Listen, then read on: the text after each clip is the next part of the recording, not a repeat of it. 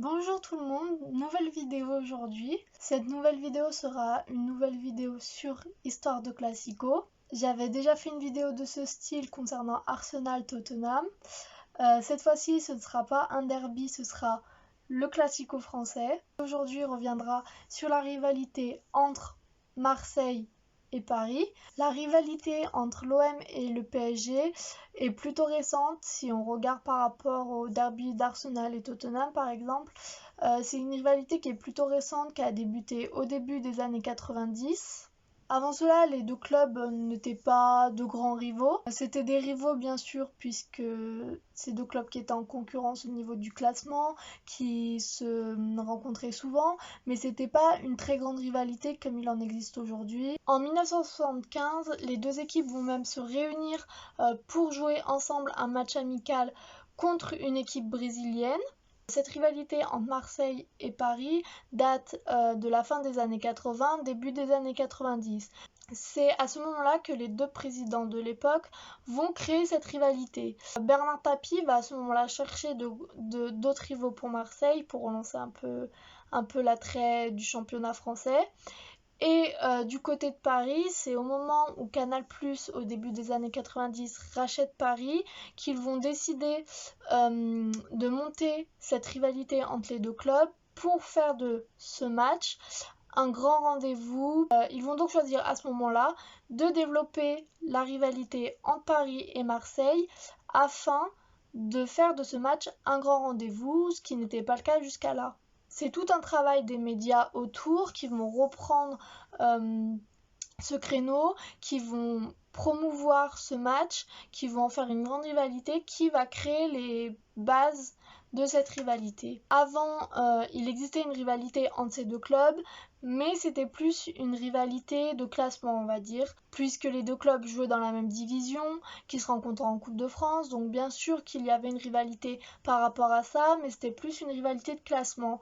Avec ce travail de promotion des deux clubs, ce travail de définition un peu de cette rivalité, si on peut dire, la rivalité entre ces deux clubs va plus passer à une rivalité entre supporters avec les grands affrontements entre supporters qu'on voit maintenant. Les matchs maintenant sont beaucoup plus centrés sur les supporters que sur les équipes. Bien sûr, c'est toujours un match particulier pour les joueurs, mais de mon côté, j'ai plus l'impression que la rivalité s'est plus déplacée dans les tribunes que pour les joueurs en eux-mêmes. Avec toute la promotion qu'il y a eu autour de cette rivalité, les supporters vont commencer à bien établir cette rivalité et aujourd'hui cette rivalité est complètement ancrée. On peut le voir pendant les matchs, il y a des tifos, il y a des gens de supporters, tout ça montre que maintenant la rivalité entre les deux clubs c'est bien ancré chez les supporters. Sur cela se rajoute le fait que Marseille est le seul club à avoir gagné une Ligue des Champions et que Paris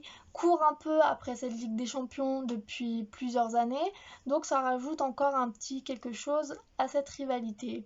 Durant les années 2000, cette rivalité va s'accentuer, va se développer, avec tout de même encore un espèce de pied d'égalité, puisque Paris n'est pas encore sous l'ère qatari et Marseille a encore de bons résultats, on va dire.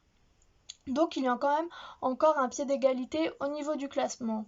Cette égalité va un peu s'atténuer, voire s'effacer après les années 2010, puisque Paris reste invaincu face à Marseille depuis le 27 novembre 2011. Marseille ne concurrençait pas du tout Paris pendant une certaine période.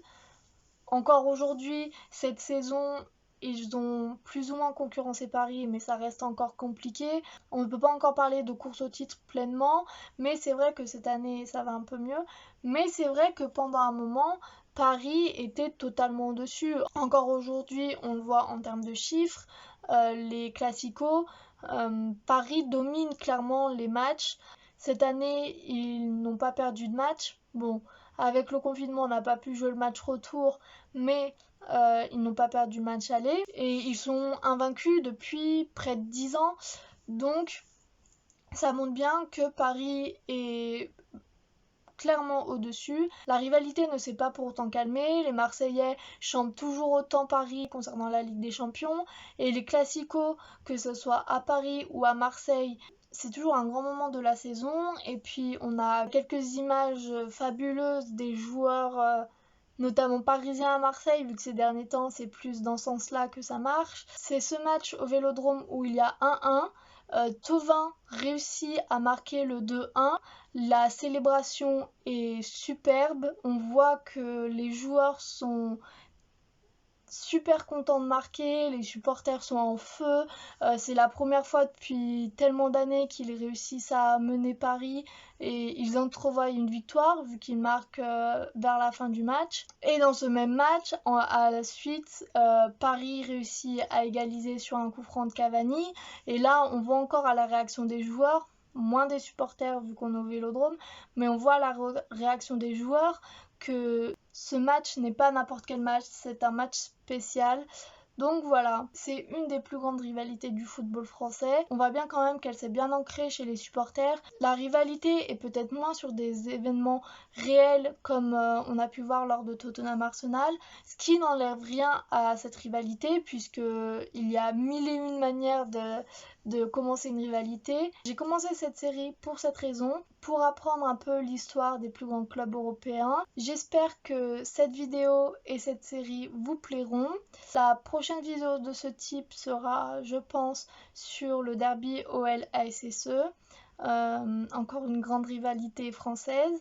En attendant, je vous dis à la semaine prochaine pour une nouvelle vidéo et à bientôt.